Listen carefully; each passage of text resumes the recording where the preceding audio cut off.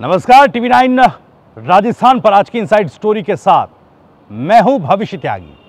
एक बहुत पुरानी फिल्म है और एक कहावत भी है, चलती का नाम गाड़ी, यानी जो चल रही है उसे ही गाड़ी मानिए। अब इसका जिक्र मैंने इसलिए किया कि कांग्रेस राजस्थान में एक ऐसी गाड़ी हो गई है जिसका ड्राइवर कौन है यह पता नहीं है। और यह बात हम नहीं कह रहे हैं, दरअसल सूत्रों के हवाले से जानकारी मिल रही है कि जो नवनियुक्त सह प्रभारी हैं, जिनको अलग अलग 11-11 जिलों की जिम्मेदारी दी गई है नेताओं को एकजुट करने के लिए और पार्टी की रणनीति को आगे बढ़ाने के लिए, जब वो नेताओं से मिल रहे हैं, स्थानीय नेताओं को बुलाकर बैठक उनके साथ कर रहे हैं और जो शिकायतें या जो बातें उन नेताओं की तरफ से सुनने को मिल रही है कि भाई देखिए जिलाध्यक्ष नहीं है, संगठन नहीं बन पाया, तो फिर कांग्रेस कैसे आगे बढ़ेगी, कांग्रेस की रणनीति कैसे आगे बढ़ेगी चुनावों के लिए। ऐसे में सह प्रभारी बोल बैठे कि कांग्रेस पार्टी तो वो ऑडी हो गई है जिसका कोई ड्राइवर नहीं है।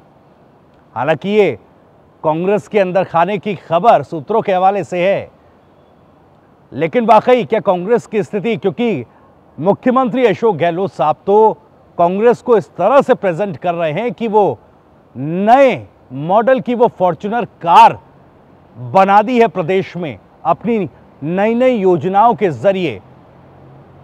लेकिन दूसरी तरफ कांग्रेस की स्थिति उस पुरानी एम्बेसडर कार के जैसी हो गई है जो नौकरशाहों नेताओं समेत तमाम लोगों की जो शान हुआ करती थी और धीरे धीरे धीरे धीरे आउट ऑफ फैशन चली गई है।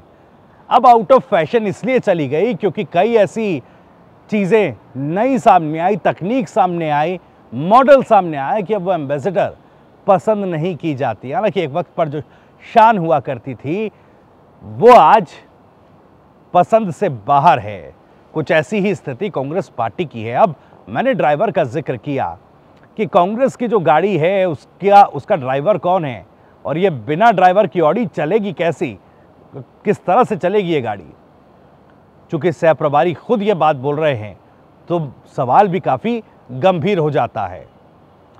अब देखिए, एक तरफ जहां मुख्यमंत्री अशोक गहलोत कर्नाटक में है और कर्नाटक में जिस तरह की सियासत अब चल रही है, अली वर्सेस बजरंग बली की सियासत शुरू हो गई। क्योंकि कांग्रेस पार्टी ने किसी तरह से कह दिया वहां पर कि बजरंग दल पर बैन लगाएंगे। हालांकि उसके बाद यू टर्न लिया, बैकफुट पर कांग्रेस आई, लेकिन इसका असर राजस्थान में भी आया। कांग्रेस भले ही अपनी गाड़ी को आगे बढ़ाने के दावे कर रही हो, लेकिन पर्दे के पीछे तो ऐसा दिख रहा कि वो गाड़ी पंचर हो चुकी है। लेकिन बीजेपी उस अली वर्सेस बजरंग बली वाली सियासत के रथ पर सवार होकर रथ को दौड़ाना बीजेपी ने शुरू कर दिया है। अब कई चीजें समझनी होंगी। कांग्रेस पार्टी, या यूं कहें कि उस गाड़ी का ड्राइवर कौन है, इसमें सबसे बड़ा अपडेट आज आपने भी देखा और सुना होगा खबरों में। सचिन पायलट आज बाड़मेर के दौरे पर थे। कार्यक्रम था हेमाराम चौधरी साहब का। उनके बेटे वीरेंद्र चौधरी जिनकी मृत्यु 2015 में हो गई थी, उनकी स्मृति में एक छात्रावास यानी कि एक हॉस्टल बनाया गया।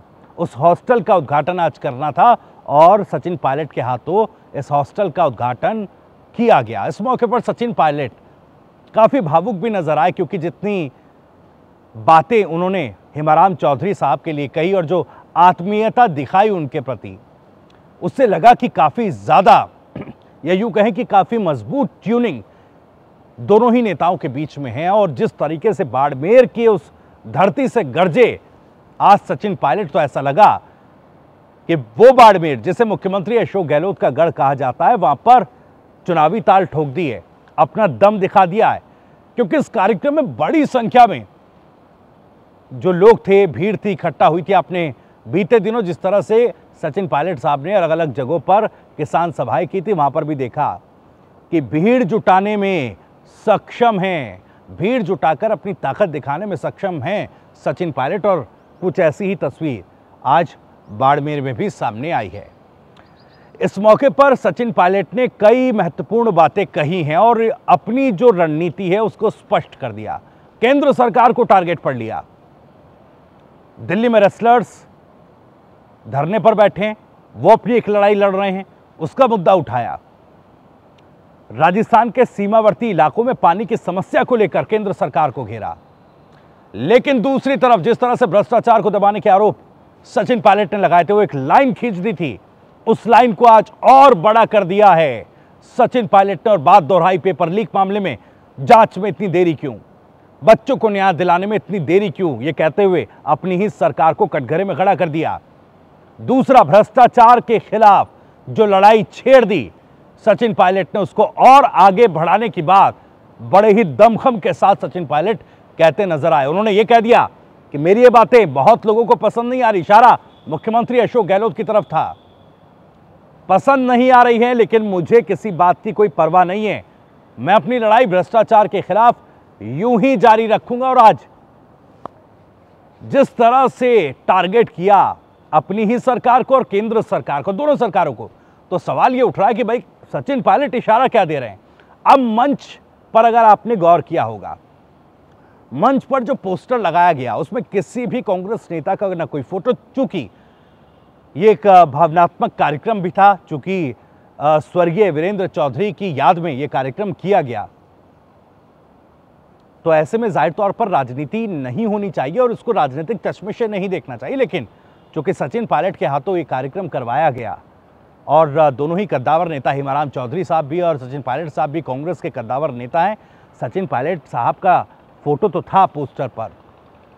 भले ही वीरेंद्र चौधरी साहब जो जिनकी याद में ये कार्यक्रम किया गया, उनके पिता कैबिनेट मंत्री हेमाराम चौधरी का फोटो नहीं था, न कांग्रेस पार्टी का कोई सिंबल, न किसी और नेता का कोई फोटो। तो ये भी अपने आप में एक बड़ा संकेत है, बड़ा संदेश है, या उनकी सियासी ताकत क्या है। बाड़मेर में मुख्यमंत्री अशोक गहलोत के गढ़ में यह संदेश देने की कोशिश की गई। और आप देखिए पोडियम, जिस पोडियम पर खड़े होकर सचिन पायलट अपना संबोधन दे रहे थे, उस पर भी भारत माता लिखा हुआ था। अमूमन हमने इस तरह की चीजें कांग्रेस की किसी सभाओं में नहीं देखी कि उनके माइक के आसपास या उनके पोडियम पर भारत माता जैसे शब्दों का इस्तेमाल किया गया हो। अब कुछ लोग कह रहे हैं, कुछ राजनीतिक पंडित कह रहे हैं, देखिए ये जो लाइन है, जिस तरह के संकेत या मैसेजिंग की जा रही है, बीजेपी की लाइन है। लेकिन अगर ऐसा है तो सवाल ये उठ रहा है कि टारगेट बीजेपी को भी क्यों कर रहे हैं। तो ऐसे में क्या अगर बीजेपी की तरफ रुझान सचिन पायलट का है, तो क्या वसुंधरा राजे को भी टारगेट करते हुए अपनी लाइन क्लियर कर लेना चाहते हैं सचिन पायलट। और एक और मैसेजिंग है, एक और संदेश है। कुछ राजनीतिक पंडित ये भी मान रहे हैं कि अब प्रदेश में ऐसी स्थिति उत्पन्न हो गई है कि प्रदेशवासियों को या प्रदेश की सियासत को तीसरे मोर्चे के लिए तैयार रहना चाहिए। ये बिल्कुल उसी तरह की आइडियल सिचुएशन है। लोग कह रहे हैं भाई आम आदमी पार्टी विकल्प है, क्या उधर रुक करेंगे सचिन पायलट। लेकिन अरविंद केजरीवाल साहब की जो स्टाइल ऑफ पॉलिटिक्स है, उसमें कहीं ना कहीं एक तरह से पावर सेंट्रलाइज्ड है। तो क्या सचिन पायलट और अरविंद केजरीवाल साहब की जो वैचारिकता है, या यूं कहें जो विचारधारा है, वो मेल खा पाएगी क्या? क्योंकि खुद अपने आप में कद्दावर नेता हैं सचिन पायलट। तो संभावना तो कम लगती है, लेकिन राजनीति जो है संभावनाओं का खेल है। यह भी हो सकता है कि तीसरे मोर्चे का गठन हो जिसका केंद्र बिंदु सचिन पायलट हो। लेकिन अभी ना ही ये कहा जा सकता है कि यह संभावना बन रही है और ना ही ये कहा जा सकता है कि ऐसी कोई संभावना नहीं, जब तक सचिन पायलट कोई औपचारिक बयान न दे, इस पर अपना जो स्टैंड है वो औपचारिक तौर पर क्लियर ना करे। लेकिन जैसे जैसे वो भ्रष्टाचार की बातें लगातार कह रहे हैं, अपनी ही सरकार को कटघरे में खड़ा कर रहे हैं, तो ये समझना ज्यादा मुश्किल नहीं है कि शीर्ष नेतृत्व कांग्रेस का या कांग्रेस का आलाकमान जो कोशिश तमाम नेताओं को साथ लाने की कर रहा है, वो कोशिशें फेल हो रही है। अब जब एकजुटता नहीं होगी, एक लाइन नहीं होगी पार्टी की, तो जाहिर तौर पर पार्टी चुनाव में एक साथ कैसे उतरेगी। अब ऐसे में आने वाले समय में क्या शीर्ष नेतृत्व कोई बड़ा फैसला लेकर इन सुरों को शांत करा दे, तो चुनावी मैदान में एकजुटता के साथ जाया जा सकता है। नहीं तो जिस तरह से सचिन पायलट इस लकीर को लंबी करते जा रहे हैं, आने वाले वक्त में एक बड़ा बदलाव राजस्थान और राजस्थान की राजनीति जरूर देखेगी। बात मुख्यमंत्री अशोक गहलोत की भी करेंगे, चूंकि आज उन्हीं के गढ़ में गरजे पूर्व उप मुख्यमंत्री सचिन पायलट और मामला उठाया पेपर लीक का, भ्रष्टाचार का।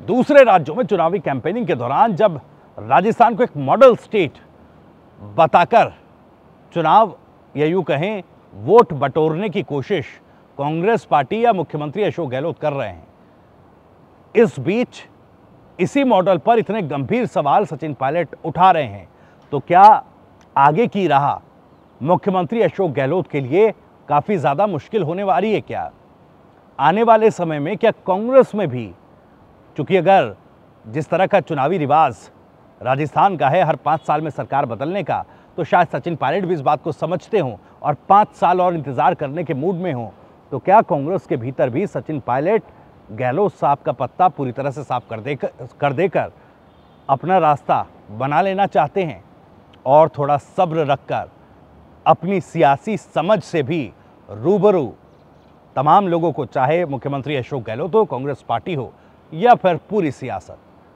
वो ये साबित कर देना चाहते हैं। खैर, राजस्थान का सियासी घटनाक्रम किस तरह से आगे बढ़ेगा और ये जो सवाल उठ रहे हैं इनके जवाब कैसे मिलेंगे, पूरे घटनाक्रम पर हमारी नजरें बनी रहेंगी और अपडेट्स सबसे पहले आप तक पहुंचाएंगे। आज की इनसाइड स्टोरी आपको पसंद आई हो तो इस वीडियो को लाइक जरूर करें, ज्यादा से ज्यादा शेयर भी करें, और कुछ आप भी कहना चाहते हैं आज सचिन पायलट के दौरे पर, उनके संबोधन पर, उनके भाषण पर, उसका इशारा क्या है, संकेत क्या है, तो कमेंट बॉक्स आपके लिए खुला है। कमेंट भी करिए और अपनी बात रखिए। कोई सवाल है तो सवाल भी पूछिए और अपनी कोई राय देना चाहते हैं TV9 राजस्थान को, तो भी हमारा प्लेटफॉर्म, हमारा मंच आपके लिए खुला है। कमेंट बॉक्स में बेझिझक अपनी बात रखिए।